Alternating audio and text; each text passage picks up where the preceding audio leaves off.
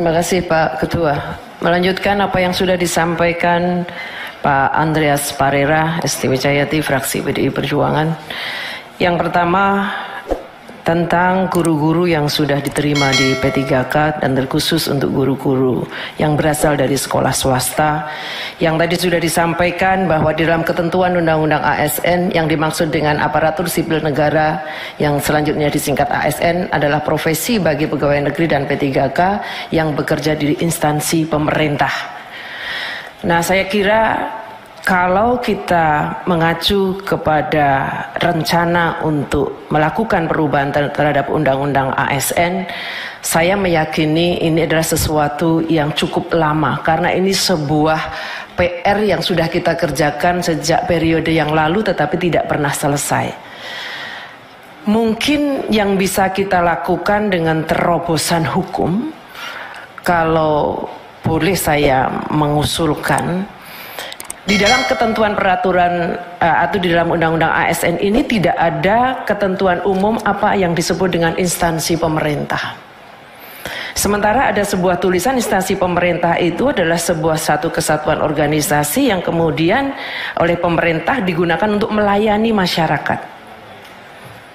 Mungkin tidak dengan terobosan digunakan peraturan pemerintah atau peraturan presiden yang kemudian bisa digunakan untuk menempatkan lulusan atau yang sudah lulus P3K dari sekolah-sekolah swasta. Kalau dulu ada istilah diperbantukan, kalau dulu. Nah, mungkin tidak itu kita lakukan dengan terobosan ini. Karena kalau ini kita biarkan, ini juga menjadi darurat persoalan di sekolah-sekolah swasta. Karena banyak sekali, bahkan ada satu sekolah yang tinggal kepala sekolahnya saja, gurunya lolos semua di P3K. Tentu kita tidak membiarkan sekolah swasta mengalami hal ini. Jadi menurut hemat saya, terobosan terkait dengan undang-undang ini saya kira sangat diperlukan. Tidak menunggu perubahan undang-undang ASN. Dengan membaca undang-undang yang ada, tidak ada apa itu yang dimaksud ketentuan umum tentang instansi pemerintah. Tetapi ini mungkin bisa kita lakukan. Kemudian yang terakhir, karena belum titit-titit, saya menyampaikan terima kasih. Oh, itu saya menyampaikan terima kasih dari Gunung Kidul. Ini luar biasa supaya orang punya persepsi yang oh ternyata ini memang luar biasa gerakan untuk 1 juta guru itu.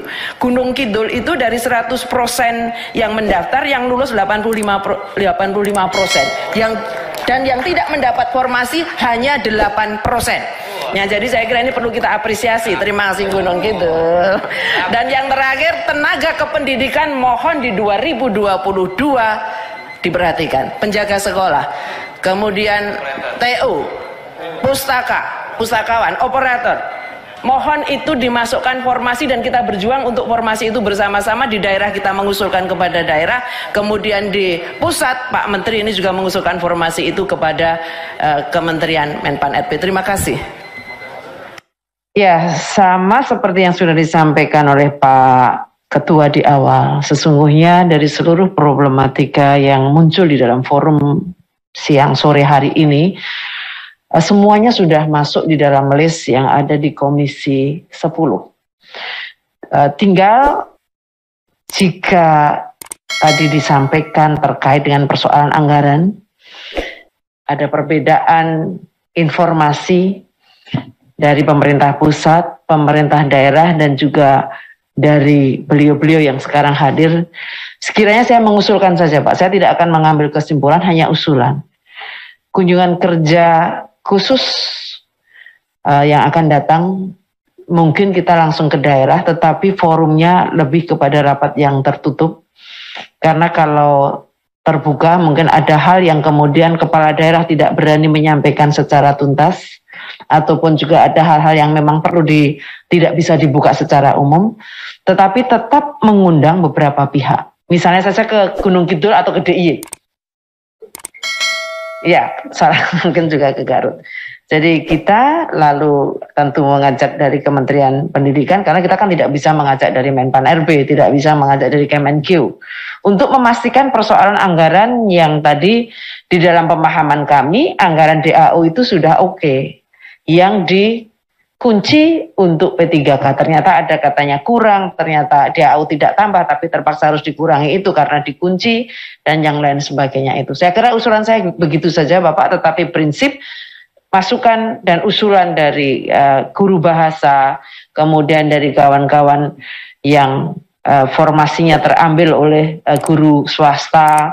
Tapi kalau Gunung Kidul, catatan saya kan kemarin disampaikan udah 85%. Tapi saya acungi jempol Pak, beliau ini sudah pada lolos. Tetapi tetap berjuang untuk kawan-kawannya. Yang tidak lolos ya berarti ya. Berarti berjuang untuk teman-temannya.